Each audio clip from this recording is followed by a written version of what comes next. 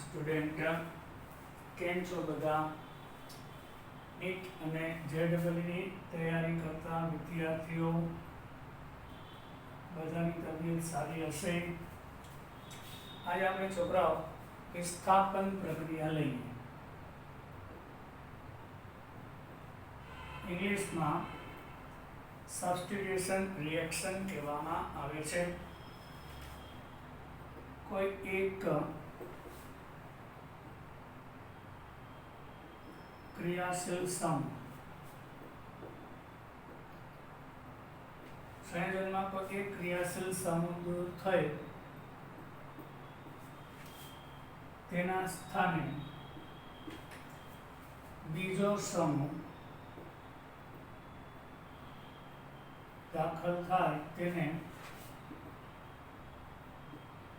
વિસ્થાપન પ્રક્રિયા કહે છે. દાખલા તરીકે ક્લોરોઇથેન છે, એમાં OH- હુમલો કરે તો અહીંયા OH આવી જાય અને ક્લોરીન છૂટો પડે. આ વિસ્થાપન થયું કહેવાય, સબસ્ટિટ્યુશન. કોઈ એક સમૂહ દૂર થાય અને બીજો સમૂહ દાખલ થઈ જાય. આવી વિસ્થાપન પ્રક્રિયા 3 પ્રકારની હોય છે. મુક્ત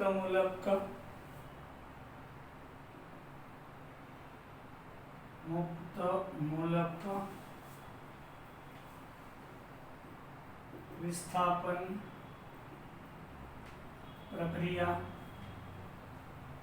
બીજું કેન્દ્ર અનુરાગી વિસ્થાપન પ્રક્રિયા, અને ત્રીજું આવશે ઇલેક્ટ્રોન અનુરાગી વિસ્થાપન પ્રક્રિયાઓ હોય છે. આવી 3 પ્રકારની વિસ્થાપન પ્રક્રિયાઓ જોવા મળે છે. તો પહેલા આપણે લઈએ છોકરાઓ એલાયલિક સમૂહ માટે લઈએ. એલાયલિક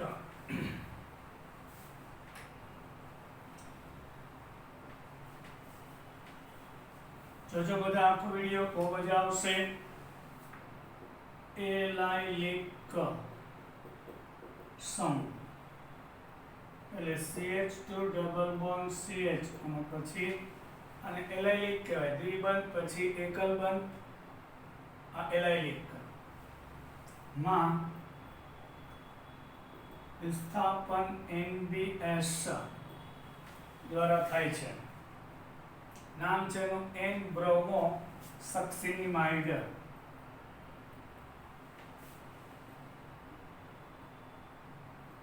સક્સિનિક એસિડ માંથી બનશે, આપણે જોઈએ ડિટેલમાં. પછી ક્લોરીન સાથે ઊંચા તાપમાને તો રિઓક્સિલ થાય, હેલોજિનેશન. અહીંયા ક્લોરીન છે, ક્લોરિનેશન, હેલોજન છે એટલે હેલોજિનેશન. આ બંને પ્રક્રિયામાં એલાયલિક સાથે મુક્ત મૂલક આપશે.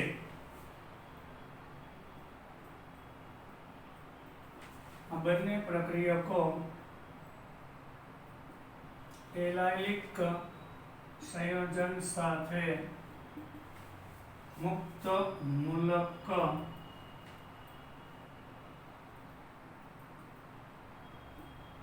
પ્રક્રિયા દ્વારા થાય છે. Free radical reaction. અને એલાયલિક સમૂહ ઉપર જ થશે.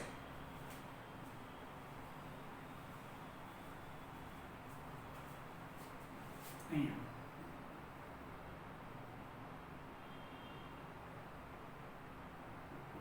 એલાયલિક સ્થાન પર વિસ્થાપન મુક્ત મૂલક દ્વારા. એ આપણે વિગતવાર ભણીએ. એ પહેલા તમને મારે શીખડાવવું છે સક્સિનિક એસિડ. સક્સિનિક એસિડ શું છે? CH2 COOH છે. એટલે ખરેખર બ્યુટેન ડાયોઇક એસિડ છે. આ છે સક્સિનિક એસિડ.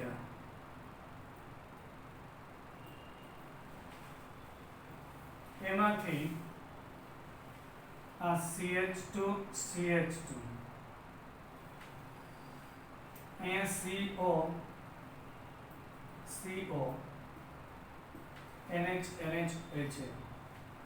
આ સક્સિનિમાઇડ એમાં બ્રોમિન આવી જાય એટલે હમણાં કીધું આ NBS છે, N બ્રોમો સક્સિનિમાઇડ NBS. NBS હંમેશા એલાઇલિક કાર્બન પર હુમલો કરશે.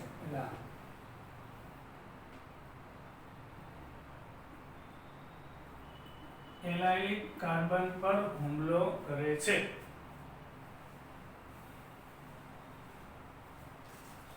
અને પછી એમાં બ્રોમિન દાખલ થશે. આપણે ઉદાહરણ લઈએ આ છે પ્રોપીનમાં જનરલી આ જે કાર્બન છે એલાઇલિક છે, એમાં NBS હુમલો કરે છે, N બ્રોમો. તો શું થાય છે? CH3 CH2CO NBr. અહીંથી એક હાઇડ્રોજન દૂર થાય એટલે ફ્રી રેડિકલ મુક્ત મૂલક બનશે. અહીંયાથી પણ મુક્ત મૂલક બનશે. આનો H આના Br સાથે જાય, સોરી આનો H અહીંયા આવશે, Br અહીંયા આવશે, વિસ્થાપન. એટલે CH2 double bond CH CH2Br. આને કઈ અસર નહીં થાય.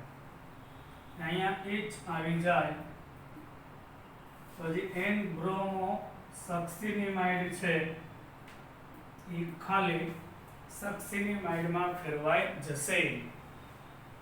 N બ્રોમો સક્સિનિમાઇડ છે કે માં સક્સિનિમાઇડમાં ફેરવાઈ જશે. હવે તમને એક પ્રશ્ન આપું, કયું સંયોજન NBS સાથે પ્રક્રિયા કરશે? બરાબર, કયું સંયોજન NBS સાથે પ્રક્રિયા કરશે? તો પેલું CH3 CH3, પછી CH2 double bond CH2 વિચારજો, C toluene અને D આપેલ બધા છે. આ નહીં આવે, એલાઇલિક નથી. એ દ્વિબંધ પછી એકલ બંધ પછી કાર્બન નથી. આ દ્વિબંધ પછી એકલ બંધ પછી કાર્બન છે. એટલે NBS સાથે પ્રક્રિયા કરે તો અહીંથી ને આ દ્વિબંધ એકલ બંધ, અહીંથી હાઇડ્રોજન જાય અને ત્યાં બ્રોમિન બનશે. તો એ બેન્ઝાઇલ બ્રોમાઇડ આપશે. આપણે હમણાં જોયું તે રીતે સક્સિનિમાઇડ બની જશે. બરાબર, આ મુક્ત મૂલક પ્રક્રિયા થઈ. સમજાય છે? એટલે NBS કેના ઉપર એટેક કરે અને કયા પ્રકારની પ્રક્રિયા આપે છોકરાઓ? મુક્ત મૂલક વિસ્થાપન પ્રક્રિયા આપે છે એલાઇલિક સમૂહ પર. હવે તમને એક મસ્ત ખાલી જગ્યા પૂર્ણ કરો એવો ક્વેશ્ચન આપે. આ સાયક્લોહેક્સીન છે, એમાં NBS ઉમેરતા A મળે છે. એમાં સોડિયમ ધાતુ ઈથર સાથે પ્રક્રિયા કરીને B આપે છે. હવે જો એમાં તમે મેગ્નેશિયમ અને ઈથર નાખો છો, મેગ્નેશિયમ અને ઈથર, તો C મળે છે. એમાંથી કાર્બન ડાયોક્સાઇડ અને H3O+ તો D મળે છે. તો ABCD જણાવો. આવું પૂછે છે એક્ઝામની અંદર નીટ અને AEE માટે બહુ જ પૂછાય છે. તો તમે મને જવાબ આપો. કઈ નિપજ મળશે? પહેલા તો આ દ્વિબંધ, પછી એકલ બંધ અને અહીંયા CH2. અહીંયા હાઇડ્રોજન હોવો જોઈએ. આ એલાઇલિક કાર્બન, એમાંથી હાઇડ્રોજન જાય ત્યાં બ્રોમિન આવશે, એટલે આ આપણો A થયો. બરાબર. હવે સોડિયમ ધાતુ અને ઇથર, આ છે 3-bromocyclohexene. અહીંયા 2 સોડિયમ આવા 2 અણુ સાથે જોડાય એટલે 2 NaBr જશે.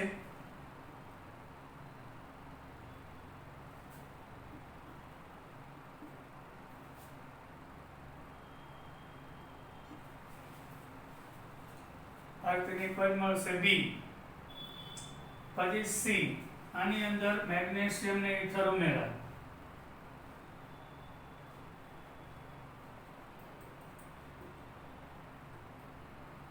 એટલે ગ્રીગનાર્ડ પ્રક્રિયક આપશે C. હવે આમાં CO2 અને H3O+ જળ વિભાજન CO2. હવે આપણને ખબર છે CO2 એટલે અહીંયા આગળ C હુમલો કરીને જોડાશે.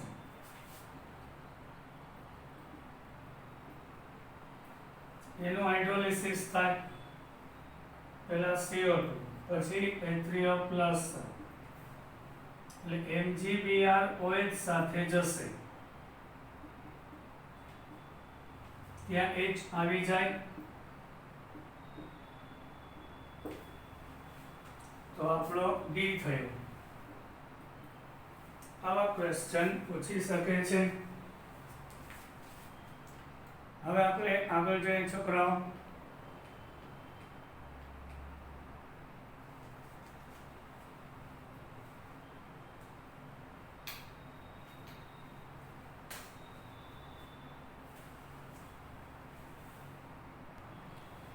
હવે આપણે NBS છે, NBS N-bromosuccinimide તે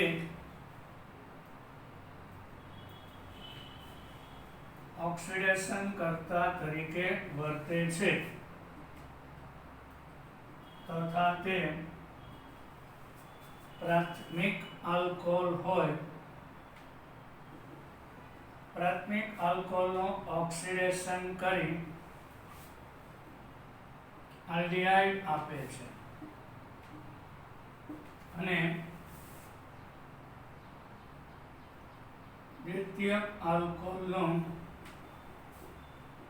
ઓક્સિડેશન કરી કીટોન આપે છે. એક ઓક્સિડેશન કરતા જેવું પણ કામ કરશે. CH3CH ડબલ બોન્ડ CH અને CH2OH આપેલું છે. હવે આ NBS સાથે પ્રક્રિયા કરે તો પહેલી વાત તો એ આ દ્વિબંધ પછી એકલ બંધ એટલે આ એલાઇલિક હાઇડ્રોજન થયો. એટલે મુક્ત મૂલક પ્રક્રિયા દ્વારા પહેલા તો અહીં બ્રોમિન આવશે દ્વિબંધને અસર કર્યા વગર. ત્યારબાદ જે CH2OH છે એમાંથી આલ્ડિહાઇડ બનશે.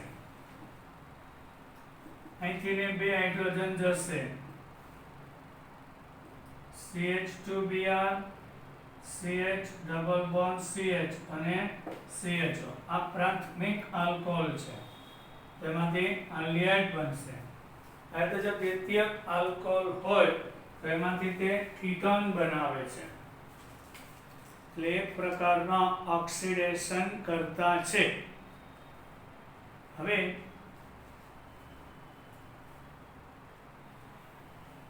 ક્લોરીનની સાથે પ્રક્રિયા લે NBS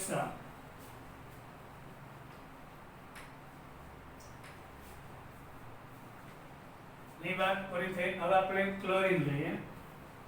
ક્લોરિનેશન પણ તાપમાન યાદ રાખજો 700 અંશ છે. 700 અંશ તાપમાને ક્લોરીન એલાઇલિક મુક્ત મૂલક વિસ્થાપન આપે છે.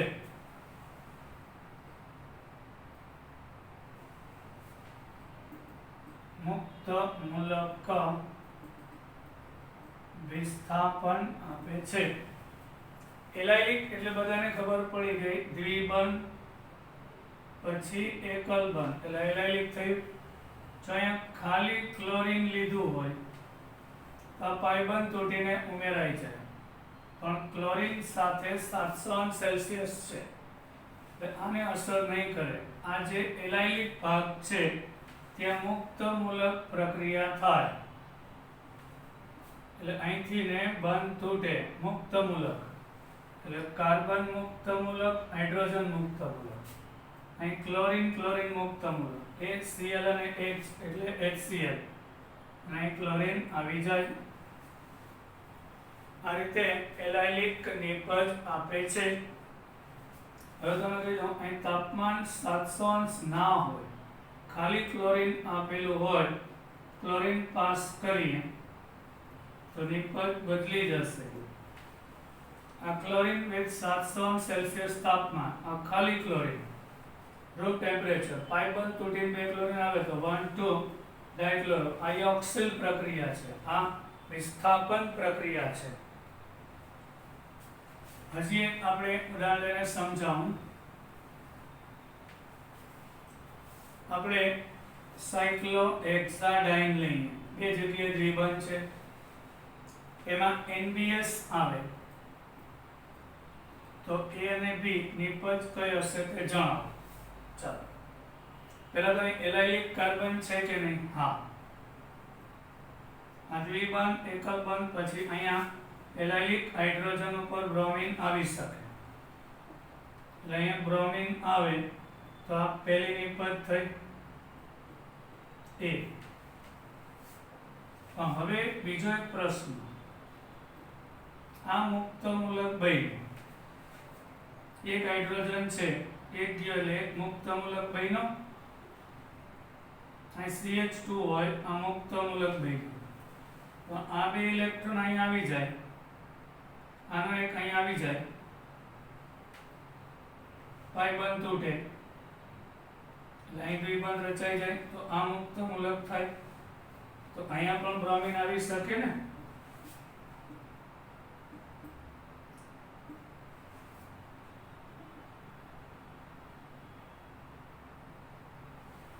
તો A અને B એમાં મુખ્ય નિપજ કઈ હશે? યાદ રાખજો, ડબલ બોન્ડ, સિંગલ બોન્ડ અને ડબલ બોન્ડ વધુ થાય.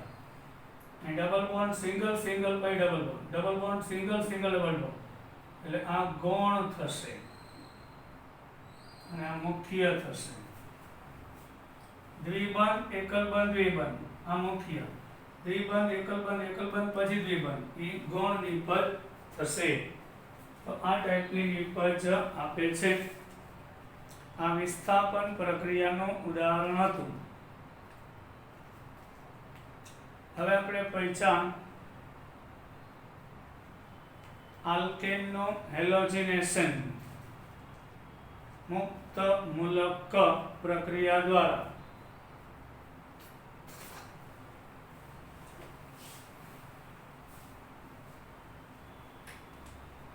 આલ્કેનમાં હેલોજન ઉમેરાય છે, આપણે એની વાત કરીએ.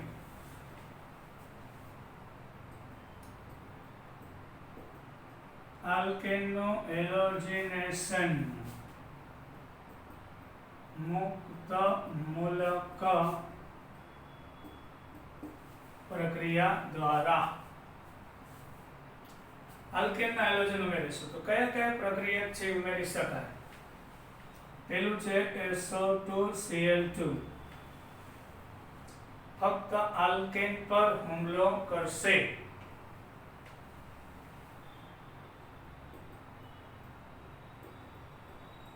આલ્કેન સાથે જ પ્રક્રિયા આપે. બીજું છે ક્લોરીન અને સનલાઇટ, સૂર્યપ્રકાશની હાજરીમાં ક્લોરીન સાથે પ્રક્રિયા. પછી ટર્શરી બ્યુટોક્સી ક્લોરાઇડ અને બ્રોમિન સૂર્યપ્રકાશની હાજરીમાં એ બ્રોમિનેશન કહેશે અને ઓલા બધાય આ ત્રણ ક્લોરિનેશન આવશે, આ બ્રોમિનેશન આવશે. તો આપણે 1 by 1 છોકરાઓ આગળ વધીએ. પહેલા આપણે બ્રોમિનેશન લઈએ.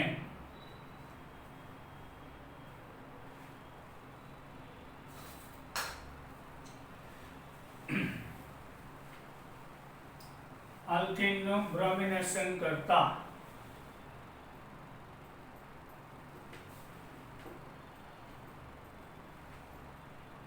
એટલે બ્રોમિન અને સૂર્યપ્રકાશની હાજરીમાં. હવે સાંભળો, પહેલા એક તમે ટ્રીક આપી દો તો જ બધા પ્રશ્ન સોલ્વ થશે. પ્રાઇમરી કરતા સેકન્ડરી,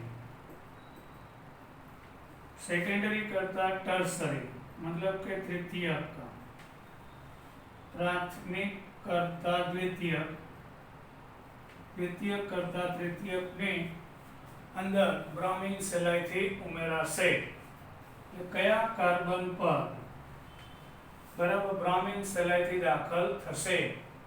તો આપણે ઉદાહરણ લઈએ CH3 CH3 અને CH3. અહીંયા બ્રોમિન અને સૂર્યપ્રકાશ લઈ વિચારો બ્રોમિન ક્યાં જશે? આ પ્રાથમિક કાર્બન છે, પ્રાથમિક અને તૃતીયક. શું કામ? આ કાર્બન બીજા ત્રણ આરે જોડાય છે, અહીં મુક્ત મૂલક જ થશે. બ્રોમિન છે મુક્ત મૂલક આપશે પહેલા, એટલે C અને H વચ્ચે પણ મુક્ત મૂલક બનશે, એટલે CH3CH3 અહીંયા Br અને CH3 2 બ્રોમો 2 મિથાઇલ પ્રોપેન આપે. હજી એક શક્યતા છે, અહીંયા આવે કે અહીંયા આવે. તો એક પ્રાથમિક મુક્ત મૂલક થયો, તો 1 બ્રોમો 2 મિથાઇલ, તો આ નિપજ ગૌણ હશે અને આ મુખ્ય નિપજ મળશે. બે શક્યતાઓ, બે ઓપ્શન આપેલા હોય, કઈ મુખ્ય અને કઈ ગૌણ, આવું પણ પૂછી શકે છે.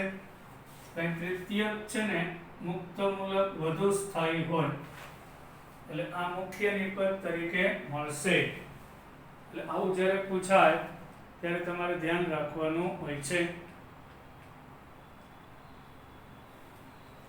હવે આપણે પહોંચ્યા આગળ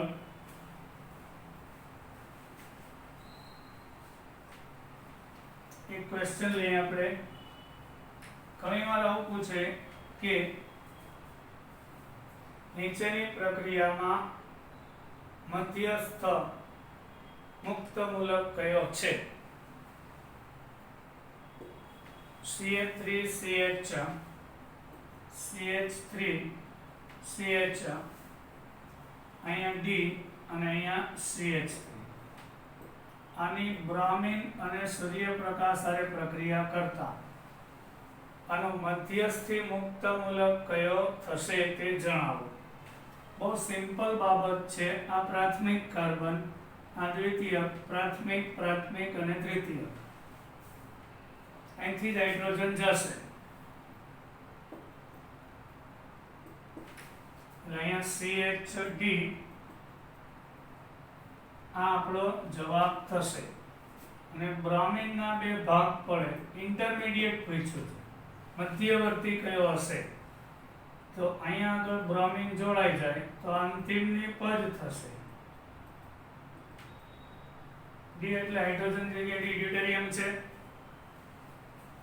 એટલે તૃતીયક કાર્બન પરથી મુક્ત મૂલક પ્રક્રિયામાં સરળતાથી દૂર થાય છે. હવે આપણે પૈસા છોકરાઓ ક્લોરિનેશન.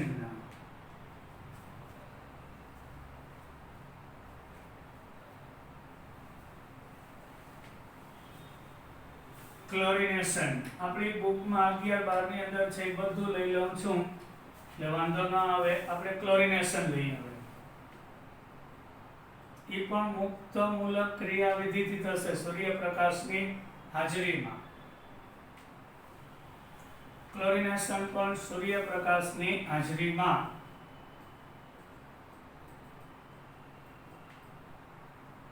મુક્ત મૂલક ક્રિયાવિધિ દ્વારા થાય છે.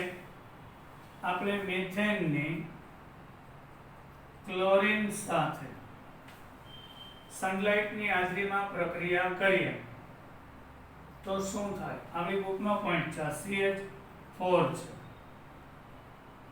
અહીંથી બંધ તૂટે, ક્લોરીનમાંથી બંધ તૂટે, H અને Cl, HCl જાય તો CH3Cl બનશે.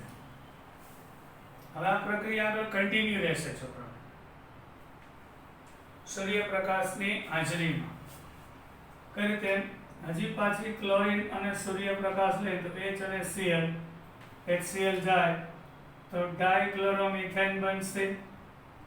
હજી ક્લોરીન સાથે સૂર્યપ્રકાશમાં પ્રક્રિયા કરતા H અને Cl જાય તો ટ્રાયક્લોરોમિથેન બનશે, ક્લોરોફોર્મ. હજી ક્લોરીન સાથે સૂર્યપ્રકાશમાં પ્રક્રિયા થાય તો આ કાર્બન ટેટ્રાક્લોરાઇડ. 1 મોલ આપ્યું હોય, વધુ માત્રામાં લખ્યું હોય તો આવું મિશ્રણ આપશે. એક્સેસ વધુ માત્રામાં લખેલું હોય તો આવું ક્લોરો આલ્કેનનું મિશ્રણ આપે છે.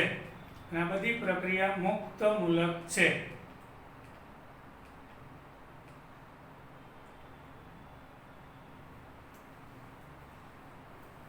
હવે આપણે વાત કરીએ, આનું મિકેનિઝમ બતાવું. આપણી બુકમાં છે આ પ્રક્રિયાની ક્રિયાવિધિ જે શીખાતે. તો સૌ પ્રથમ પ્રારંભન આવું બુકમાં લખેલું છે, આપણે એનસીઈઆરટી ની બુકમાં. ક્લોરીન ઉપર સનલાઇટ આવે એટલે પહેલા તો અહીંથી પ્રારંભ થાય, પ્રારંભન. પછી બીજું સ્ટેપ હોય છે, એને પ્રોપોગેશન કહેવાય છે. પ્રોપોગેશનમાં અહીં ક્લોરીન આવે મિથેન પાસે એટલે પ્રક્રિયા શરૂ થાય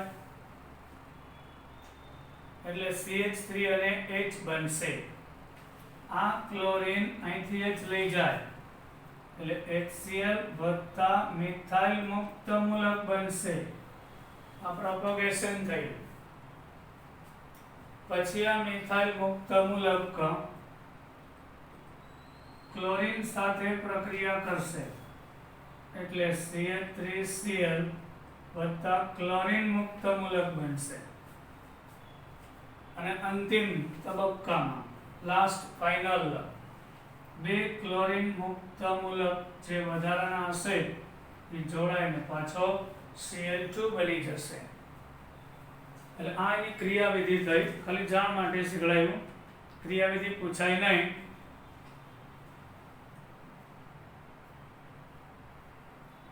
હવે આ પ્રક્રિયાનું નિયંત્રણ કરી શકાય છે, કંટ્રોલ કરી શકાય છે ઓક્સિજન દ્વારા. આ પ્રક્રિયાને ઓક્સિજન દ્વારા નિયંત્રિત નકર તો એ ચાલે જ રાખે. આલ્કેનમાં હેલોજનેશન ત્યાં જ રાખે, જ્યાં સુધી હાઇડ્રોજન હશે ત્યાં સુધી. હવે કયા પ્રકારના હાઇડ્રોજન છે તે મુજબ તેની સક્રિયતા હોય છે.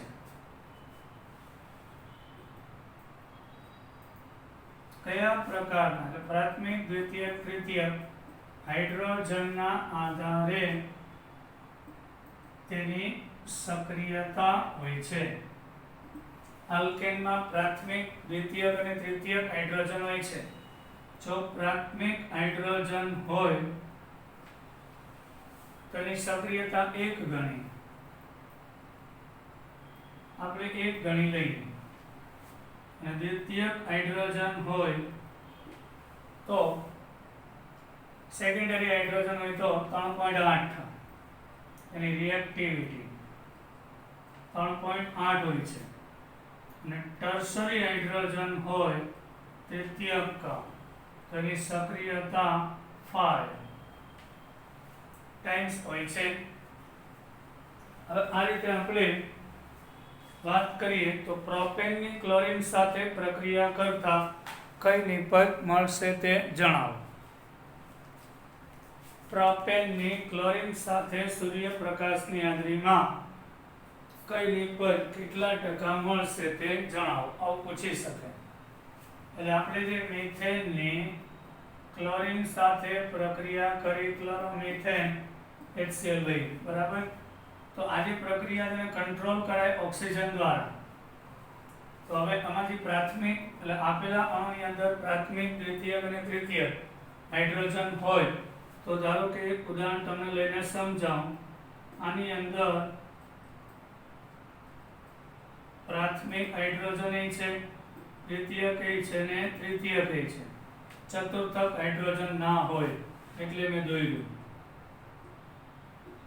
ચતુર્થક પ્રાથમિક કાર્બન ઉપરનું હાઇડ્રોજન, આ પ્રાથમિક કાર્બન, આ કાર્બન બીજા એક સાથે, પ્રાથમિક કાર્બન ઉપરનું હાઇડ્રોજન પ્રાથમિક, દ્વિતીયક કાર્બન ઉપરનું હાઇડ્રોજન દ્વિતીયક, તૃતીયક કાર્બન ઉપરનું હાઇડ્રોજન, આ ત્રણ આરે જોડાય છે, આ તૃતીયક. પણ ચતુર્થક હાઇડ્રોજન જ ન હોય તો પ્રાથમિક હાઇડ્રોજનની સક્રિયતા 1 ગણી, દ્વિતીયકની 3.8 ગણી, તૃતીયકની 5 ગણી હોય છે. હવેની ગણતરી આપણે વધુ નેક્સ્ટ લેક્ચરમાં કાલે જોશું. ત્યાં સુધી બાય.